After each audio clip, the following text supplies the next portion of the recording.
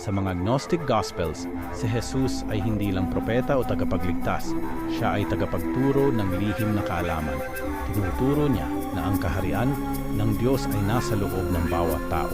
Ang kaligtasan ay hindi lang pagsunod sa batas, kundi pag-unawa sa sarili. Nagturo si Jesus gamit ang mga simbolo na may dobleng kahulugan na para lamang sa mga handang umunawa. Bakit itinago? Dahil sa takot sa maling interpretasyon at pangganib sa autoridad ng simbahan. Ang kanyang mga aral ay malalim. Kilalanin ang sarili para makilala ang Diyos. Ang mga himala ay simbolo ng pagbabago sa loob. Ang pagpapagaling sa bulag ay pagbubukas ng espiritual na paningin.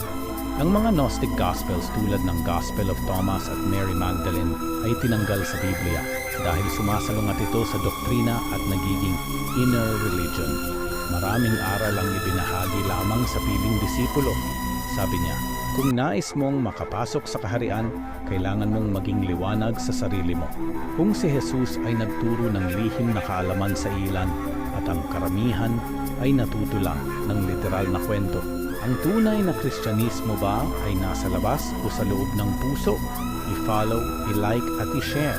Mag-comment ng iyong opinion. Panatilihin natin ang bukas na pag-unawa sa mga tanong at sagot ng bawat isa.